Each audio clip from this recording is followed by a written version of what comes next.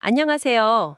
오늘 당신과 함께 살펴볼 자료는 바로 2026년도 기준 중위소득 인상 수식입니다. 저희가 보건복지부 발표 자료랑 또 여러 언론 분석들을 좀 꼼꼼히 봤는데요. 이게 왜 중요하고 또 당신의 삶과는 어떤 관련이 있을 수 있는지 그 핵심만 딱 볶아보겠습니다. 특히 이번 인상률이 역대 최고 수준이라고 해서 더 관심이 가는데요. 이 기준 중위소득이라는 게 대체 뭐길래 이렇게 주목받는지? 또 그래서 구체적으로 뭐가 어떻게 바뀐다는 건지 궁금하시죠? 바로 한번 시작해보죠. 우선 이 기준 중위소득 개념부터 좀 명확히 해야 할 것 같아요. 네, 그게 정부가 여러 복지 서비스 있잖아요. 그 대상자를 정하고 또 얼마나 지원할지 이걸 결정할 때 쓰는 일종의 공식적인 중간소득 기준선이다. 이렇게 보시면 됩니다. 그러니까 우리나라 전체 가구를 소득 순서대로 쫙 세웠을 때 정확히 그 가운데 있는 가구의 소득, 이걸 바탕으로 매년 위원회 심의를 거쳐서 딱 정하는 거죠. 지금 생계급여부터 의료, 주거, 교육급여, 국가장학금까지 한 80개 정도? 네, 그 정도 복지사업에서 이 기준을 쓰고 있거든요. 아, 그러니까 일종의 복지 기준선이군요. 근데 그 기준선이 2026년에는 크게 오른다, 이 말씀이시죠? 구체적으로 얼마나 오르는 건가요? 그리고 왜 이렇게 오르는 거예요? 네, 2026년에 4인 가구 기준으로 보면요. 올해, 그러니까 2025년보다 6.51%가 올랐어요. 금액으로는 649만 4,738원입니다. 작년보다 약 40만 원 정도 오른 거죠. 근데 이 6.51%라는 인상률 자체가 이게 벌써 5년 연속으로 역대 최고 기록을 계속 갈아치우고 있는 수치예요. 그리고 더 눈여겨볼 점은 그 1인 가구 인상률인데요. 이게 7.20%로 더 높게 올랐어요. 그래서 256만 4천 원 정도가 됐습니다. 아무래도 기초생활보장수급 가구 중에서 거의 74%? 그 정도가 1인 가구인 현실을 좀 감안한 것 같아요. 그러니까 가장 지원이 좀 시급한 계층에게 실질적인 도움을 주려는 그런 의도로 보입니다. 아, 네, 그래서 1인 가구 인상률이 특히 더 높군요. 확실히 요즘 1인 가구가 많아지니까요. 역대 최고 인상률에 또 1인 가구에 대한 고려, 눈에 띄네요. 그럼 이 기준 인상이 실제 복지 혜택에는 어떤 변화를 가져오나요? 가장 직접적인 게 생계급여일 텐데요. 맞습니다. 생계급여는 기준 중위소득의 32% 이하 가구가 대상인데 이 기준선 자체가 올라가니까 당연히 받으시는 금액도 올라가죠. 1인 가구는 월 최대 한 82만 원 정도, 그리고 4인 가구는 207만 8천 원 정도까지 받을 수 있게 됩니다. 정부에서는 이번 인상으로 한 4만 문 정도가 새로 혜택을 보게 될 거다 이렇게 예상하고 있습니다. 단순히 금액만 오르는 게 아니라면서요. 뭔가 제도적으로 바뀌는 것도 있다던데.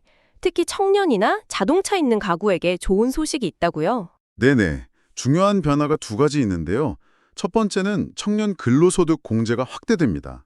이게 기존에는 만 29세 이하 청년이었는데 대상 연령을 만 34세 이하로 넓혔고요. 공제액도 기존에 40만 원 더하기 30%였던 거를 60만 원 더하기 30%로 더 늘렸습니다. 이게 그냥 돈만 더 주는 게 아니라 이제 청년들이 일을 하면서도 복지 혜택을 받을 수 있게 소위 일하는 복지를 좀 강화하려는 그런 의도가 담겨 있다고 볼 수 있죠. 오, 그건 정말 청년들한테는 실질적인 도움이 되겠네요. 일자리를 찾아가는 과정에서도 좀 힘이 될 것 같고요. 그렇죠. 그리고 두 번째는 자동차 재산 기준도 좀 완화가 됩니다. 예를 들어서 생계 때문에 꼭 필요한 소형 화물차라든지 아니면 자녀가 여럿 있는 다자녀 가구에 좀 오래된 특정 차량 같은 경우에요. 이런 차를 가진 분들은 기존에는 생계급여 받기가 좀 어려웠는데 내년부터는 이 기준이 완화돼서 혜택을 볼 가능성이 커졌습니다. 아, 구체적인 예를 들어주실 수 있나요? 네, 가령 자녀가 둘 있는 4인 가구 C씨가 있다고 해볼게요. 이분이 특정 조건에 맞는 카니발 한 450만 원짜리 이걸 가지고 있으면요. 이전 기준으로는 소득이 초과돼서 탈락이었는데 내년부터는 월 39만 원 정도의 생계급여를 받을 수 있게 되는 거죠.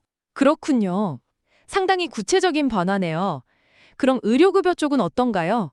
거긴 기준 중위소득 40% 이하가 대상이죠? 네, 맞아요. 의료급여는 선정 기준은 올라가는데 기본적인 지원 방식 자체는 크게 달라지진 않습니다. 의료비 중에서 본인 부담금을 빼고 나머지를 지원하는 지금 방식이 그대로 유지됩니다. 다만 새로운 규정이 하나 생기는데요. 1년에 외래 진료를 365번 넘게 받으시면 그 초과분부터는 본인 부담률이 30%로 좀 높아집니다. 물론 아동이나 중증장애인처럼 꼭 필요하신 분들은 예외고요.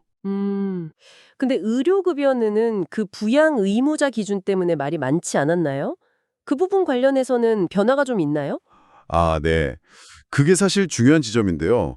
의료급여에서는 여전히 부양 의무자 기준이 남아 있습니다. 그래서 본인 소득은 기준보다 낮아도 연락이 잘 안 되거나 실제로는 부양을 받지 못하는 가족 소득 때문에 지원을 못 받는 분들이 계시거든요. 이런 복지 사각지대에 대한 비판은 계속 나오고 있는 상황이고요. 다만 그 부양 능력이 있는 가족이 소득 일부를 지원하는 걸로 간주하는 부양비라는 게 있는데 이 부과 기준은 좀 완화가 됩니다. 내년 10월부터는 일괄 10%로 적용될 예정이에요. 그리고 정신질환 치료에 쓰이는 특정 주사제 본인 부담률을 낮추는 등 이런 보장성 강화 조치도 있긴 합니다. 알겠습니다. 그럼 주거급여랑 교육급여도 간단하게만 짚어주시죠. 네, 주거급여는 기준 중위소득 48% 이하 대상인데요. 지역별로 기준 임대료가 월 최대 한 39,000원까지 오르고요. 저소득층 월세 부담을 좀 덜어줄 것으로 보입니다. 그리고 교육급여는 50% 이하 대상인데 교육활동 지원비가 평균 6% 정도 인상됩니다. 학용품이나 활동비 부담이 큰 학부모님들께 좀 도움이 될 것 같습니다. 네, 정부는 이번 인상률이 역대 최고다 이러면서 긍정적인 면을 많이 강조하고 있는데 혹시 좀 다른 시각이나 목소리는 없나요? 네, 물론 있습니다. 시민사회단체들을 중심으로 비판적인 시각도 계속 제기가 되는데요. 가장 큰 지적은 정부가 발표하는 이 기준 중위소득이라는 게 통계청에서 조사하는 실제 가구들의 중위소득하고는 여전히 차이가 꽤 크다는 점이에요. 예를 들어 2024년 실제 1인 가구 중위소득은 한 321만 원 정도였는데 이번에 정해진 2026년 기준 중위소득은 256만 원 수준이잖아요. 그러니까 정부가 이 격차를 줄이겠다고 예전에 약속을 했었는데 여전히 현실 소득을 제대로 반영하지 못하고 있다. 이런 비판이 나옵니다. 아, 기준선 자체가 현실과는 아직 좀 거리가 있다는 지적이군요. 네, 그렇죠. 그리고 아까 잠깐 언급했던 그 의료급여의 부양의 의무자 기준 문제요. 이걸 완전히 폐지해야 한다는 요구도 계속되고 있습니다. 이 기준 때문에 여전히 한 73만 명 정도가 복지 혜택을 못 받는 사각지대에 놓여 있다. 이런 주장이죠. 이 내용은 저희가 받은 자료에 나오는 비판적 시각을 객관적으로 전달해드리는 차원에서 말씀드리는 겁니다. 네, 잘 알겠습니다. 오늘 저희는 2026년 기준 중위소득 인상과 그 영향을 여러 각도에서 살펴봤습니다.